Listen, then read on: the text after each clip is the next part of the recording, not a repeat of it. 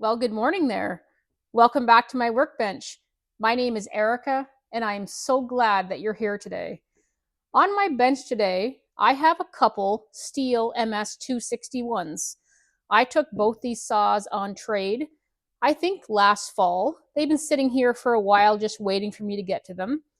So the fella who traded these in bought a new saw. He assured me that both these saws run and cut without any issue whatsoever. Now, the day he traded them in, I couldn't get either one of them to start, but I took them on trade anyways. And today we're going to find out, did I get a good deal, a bad deal, and why can't I get these to start? So we'll start with this one today, and then we'll go on to the second one. These are both 261 non-Mtronic chainsaws. Come along with me and let's get started. Well, here we are with a Stihl MS261 non-Mtronic version. The saw has a date of birth of May 2012. And this saw would have been made in Germany. So I took this thing on trade. I know not a whole lot about it, other than I couldn't get it to start on that day. I took two of them on trade, and they actually came with a couple boxes that I think I should take a look in before we go too far. Okay, so there is a Stihl carburetor. I don't know if this is off this one or the other one. Fuel filter.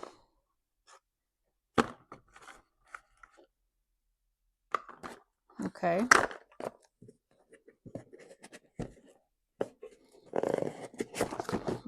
And looks like an aftermarket kit of some sort. There's an air filter. Gross. There's a new aftermarket carb.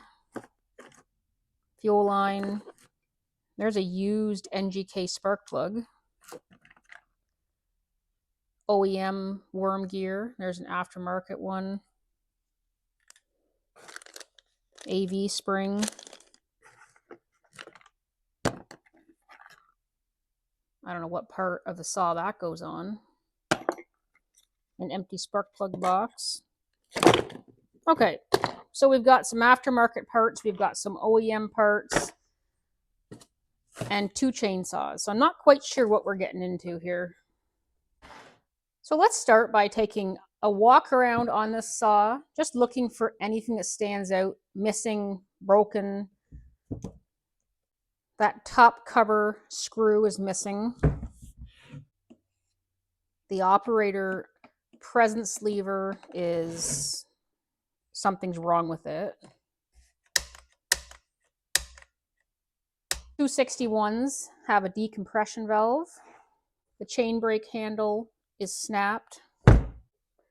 The chain catcher has been hit 500 times. And that chain, there's just nothing left of that. It's just sharpened down to nothing. Well, what have I traded myself into here? So first things first, let's get the barn chain off this thing.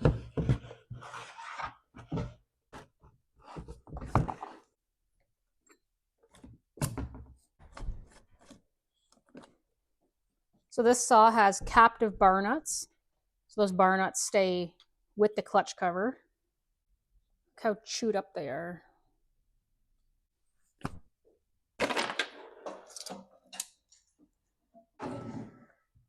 So that clutch drum is sitting in there on a funny angle. So something's wrong here. Let's just take it apart and have a look at it. You wouldn't want to do a bunch of work to the saw and then find out you have a damaged crankshaft.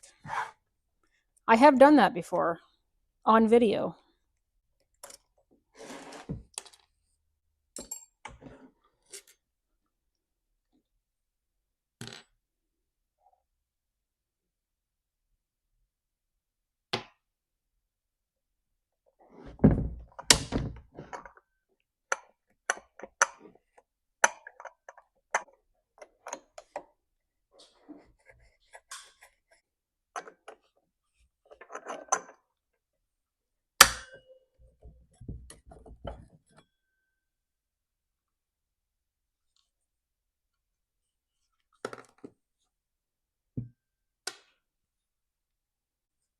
I thought we were going to find that bearing in pieces, but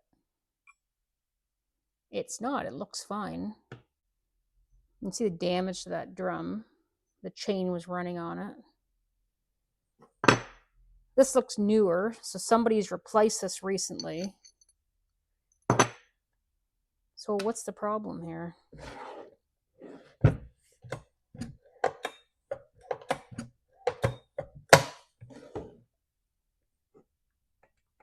Oh. Oh no. Crank bearings. Not good. So this 261 repair video is going to turn into a 261 autopsy. Let's begin.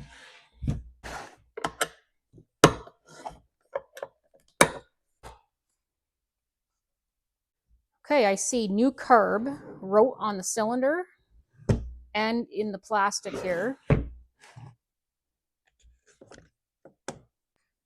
Original black filthy air filter. This guy must have been the king of maintenance. And so there's the aftermarket carb. So that carb I showed you in that box must have come off of this saw. I'm guessing anyways. So why would you put a brand new carb on this saw? That's interesting. The air filter adapter isn't installed correctly. You see that piece sticking up there? Poor workmanship.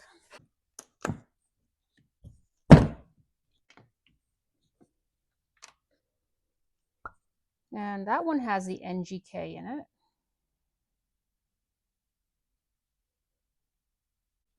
Let's get the camera, take a peek down the hole.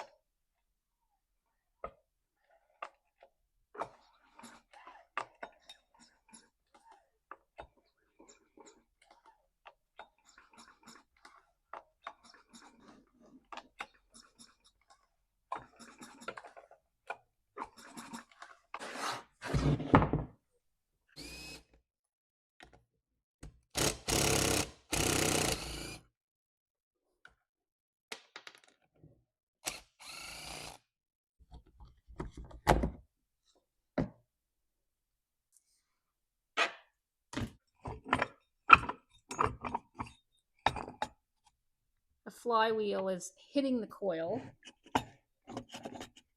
It's all scraped up. I'll show you when I get it off. This thing ran with bad crank bearings for God knows how long.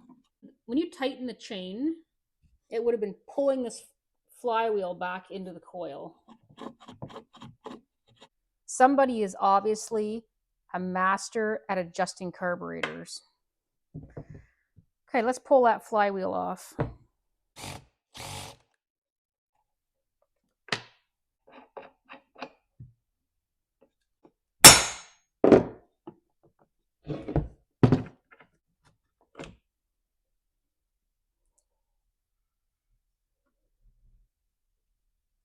can see where it's been rubbing. And look at this. Look at the crankcase. Tyler, you got to come and see this.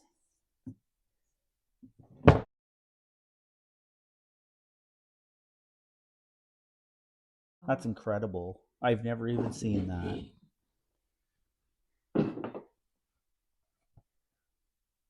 How much did you give him for this? Too much. He said it runs and cuts perfectly. It's ready to begin its new life in the tree service. I can't believe it ran that long like that. That's amazing. That is something. That's a lightweight flywheel now. It's lost some material. I guess so. Have any of you ever seen a 261 run with bad crank bearings for so long that it eats into the crankcase? Let me know if you've ever seen this. Imagine going on to Facebook Marketplace and finding a 261 for sale for cheap and bringing it home and finding this. If you're ever used saw shopping and you see marks like this in the flywheel, like it's been rubbing, probably just run the other direction or pay very little for it. Let's get the fluids out of this thing. I can see there's fuel in it and there's probably bar oil in it. So I remember the day this guy came in looking at new chainsaws and he showed me these two 261s. I kind of looked at them quick and I could see the other one has an aftermarket recoil starter on it. And he had a box of parts and he'd been doing carb swaps and stuff. And I didn't want to allow much for these. And he said, well, I'm going to go take them and sell them on Marketplace if you don't take them. Some poor bugger would have ended up with this thing. I mean, I ended up with it, but I'll be okay. I see an aftermarket fuel filter in there, possibly an aftermarket fuel line. It looks like someone fired the old Amazon parts cannon at this saw. Just drain that bar oil out. Most of it. Let's pull the carb off this.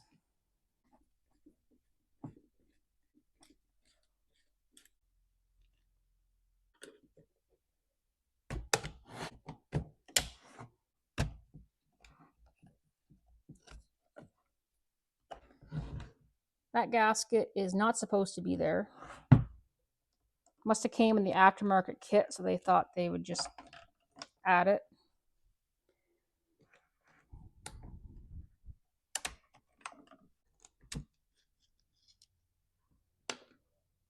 Okay, so there is our aftermarket carburetor and a gasket that wasn't needed.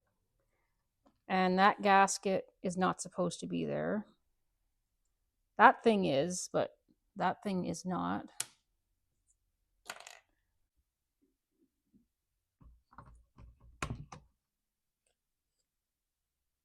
So there's no point in doing a pressure vac test in the saw to look for leaks because that crank seal is all tore out by the crank. This thing would have had a terrible air leak. That's probably why they put a new carb on it. They were trying to get it running correctly. And you can't adjust your way out of an air leak.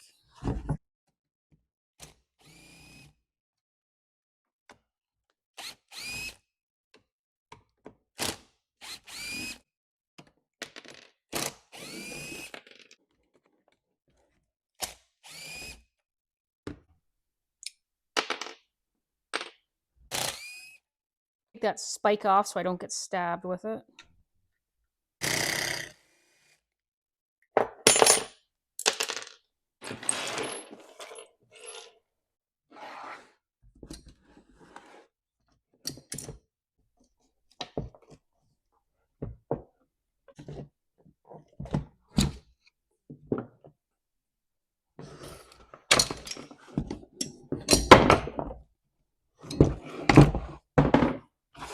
Handles off.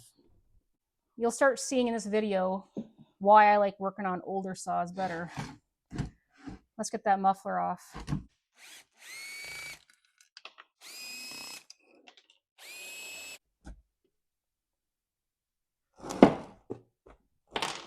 Let's pull the cylinder off.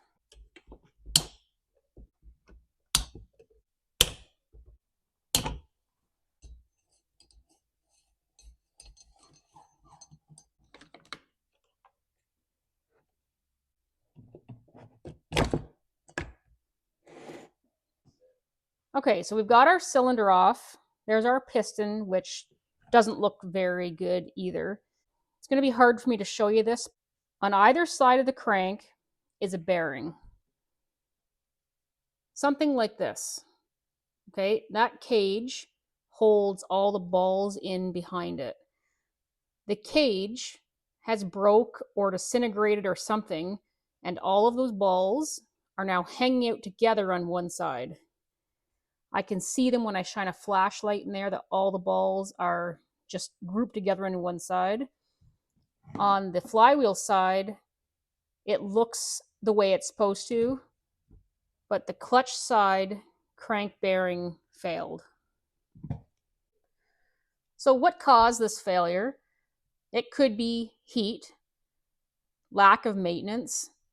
I can't say that the person who owned this was really up on maintenance.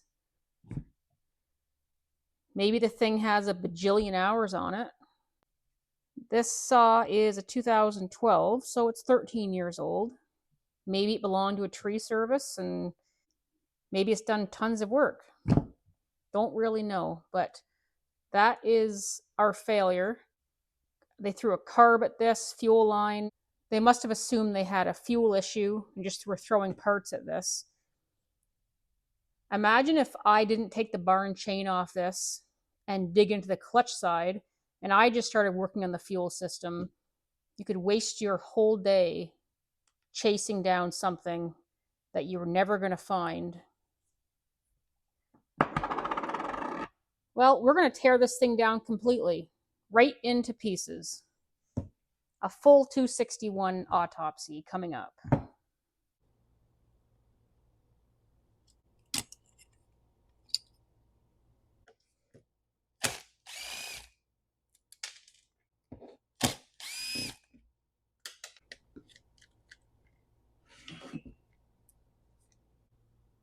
The rabbit turds. Look at the buildup in there. This is why it's important to take your saws apart every so often and clean them out.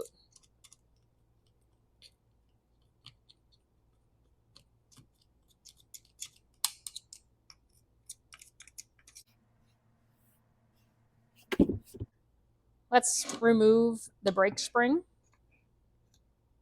Safety glasses on.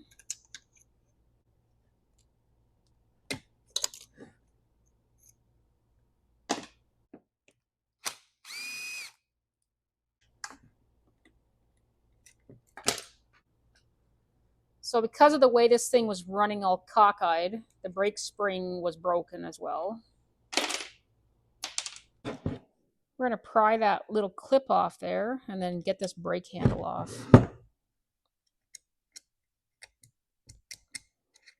There's a little clip in there underneath all of that dirt.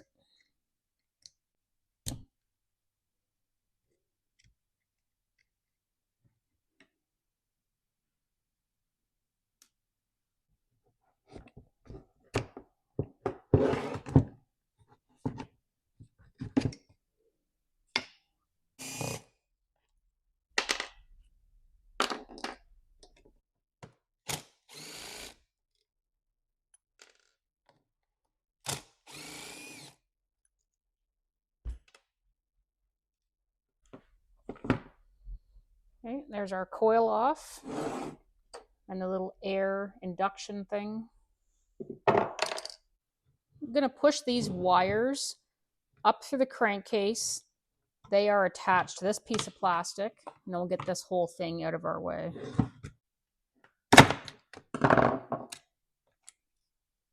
There we go.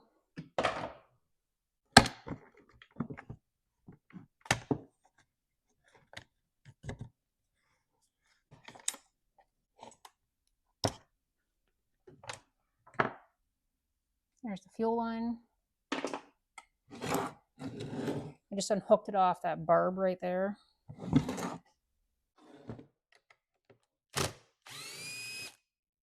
Let's pry that AV mount out.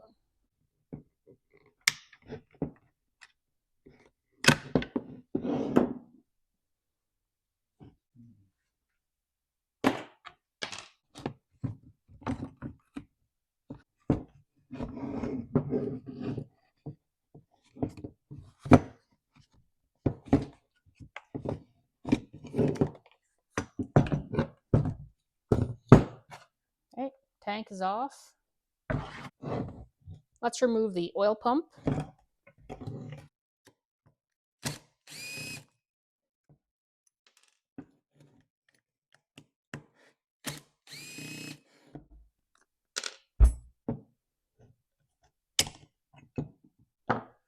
You can see where the clutch was rubbing on the oil pump.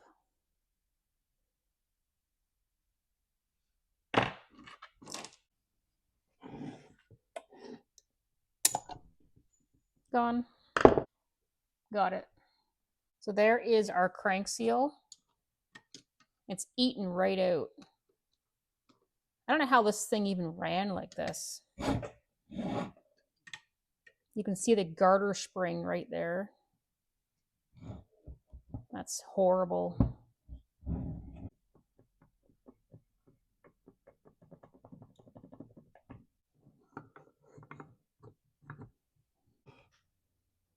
Just pick the Sur clip out of this, and then we can get this piston off.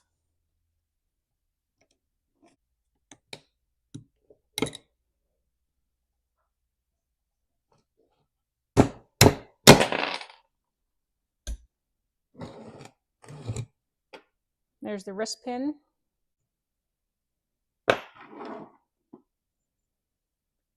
That piston is not in great condition.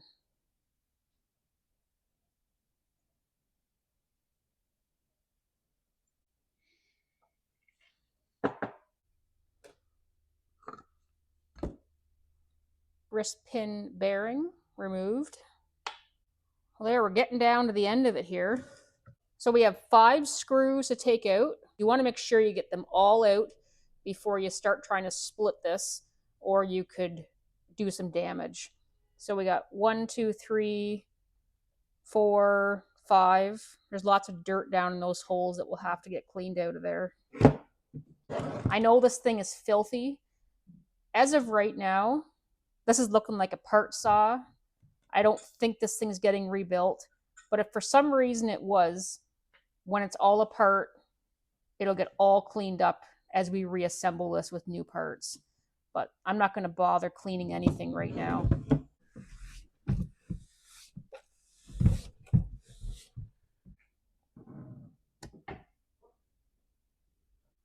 I'm just going to remove that little O-ring. It's part of the oil pump, and I don't want to lose it. So I'll put it with my oil pump. 1, 2, 3, 4, 5.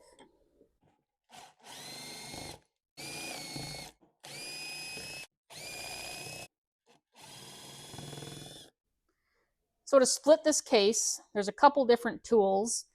I have this tool from Stihl, but let's pretend that I don't have this tool. And all I have is this tool, which is pretty affordable. I bought this from Husqvarna. I think you can get these aftermarket pretty easily and pretty cheap.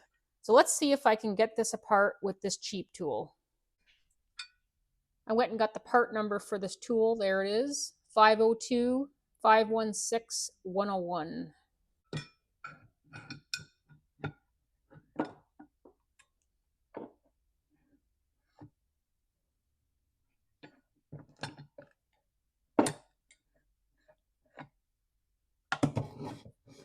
And like I said, before you do this, you want to make sure that all of your bolts are out.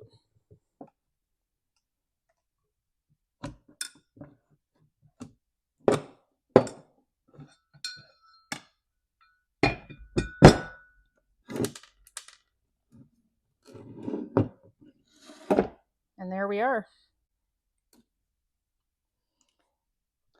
And there is what's left of our crank bearing.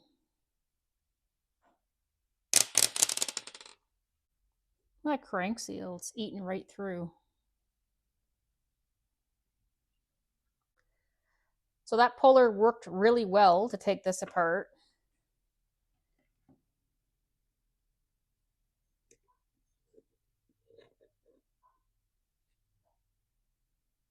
That's pieces of the plastic cage that would have held these balls in place. So if something happens to that plastic cage, disintegrates or whatever, these balls all go bye-bye.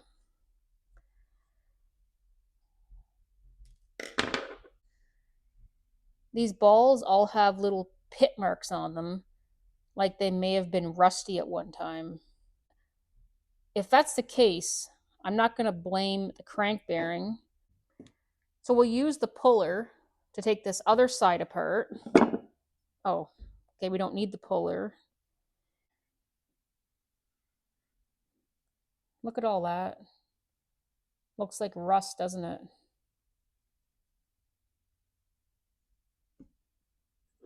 I should have had to use a puller to get that out of there.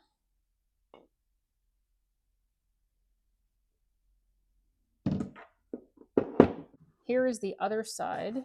You can see the bearing. I wonder if I can show you the cage. Let me find my flashlight here.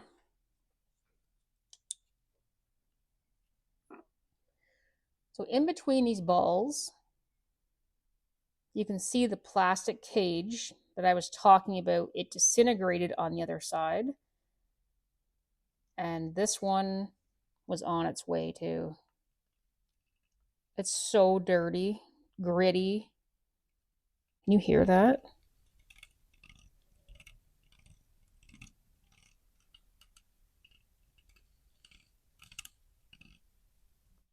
Yeah, that was, they were both failing.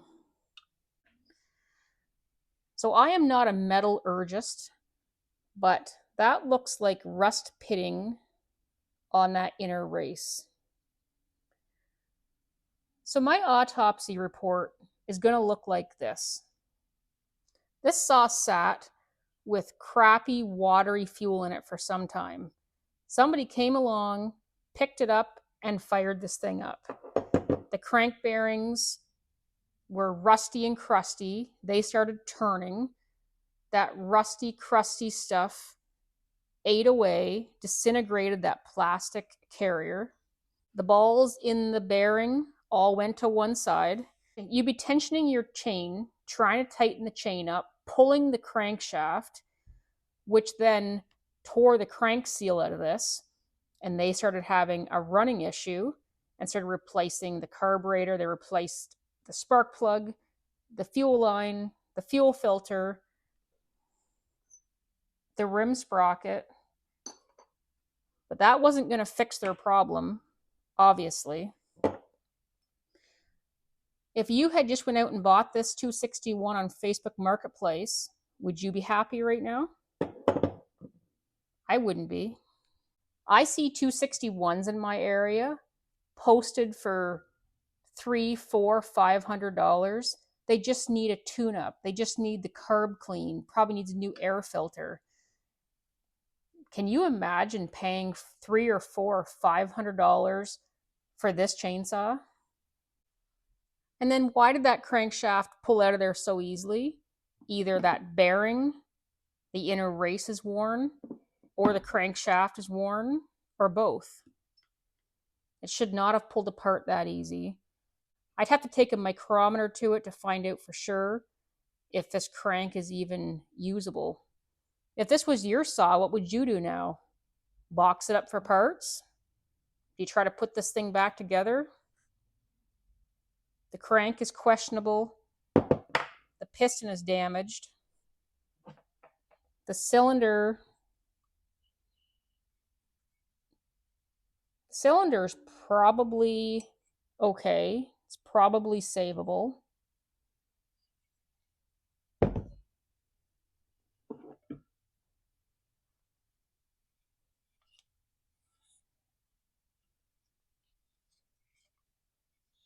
How much time and effort do you put into a saw like this?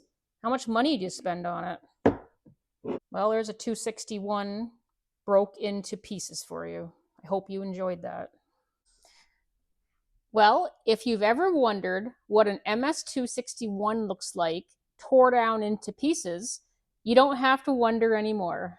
So I took this saw on trade, and the fellow that traded it in assured me that this saw ran and cut without any issues at all, even though it would not start that day for him. So I took it on trade anyways. I didn't allow a lot for it, but he did buy a new saw from me. And to be honest, I'm actually glad that I took it on trade rather than him pawning this off on some unsuspecting soul on Marketplace. So what do I do with this thing now? Send it out back in a box for parts? Do I rebuild this thing? Is it worth rebuilding? Time, money. And let's not forget that this guy traded not one, but two MS261s in that day, and I can't start the other one either. Let me grab it and I'll show you that one quick. So here's the other one he traded in. I can see it has an aftermarket recoil starter on it. It won't start. I can only imagine what we're going to find with this one. So I think for now, I'm going to box this stuff up. I'm going to clean my mess up, and we're going to get started on MS261 number 2. I hope you enjoyed the video. I hope you learned something from this. Thank you so much for watching, and I can't wait to see you next time.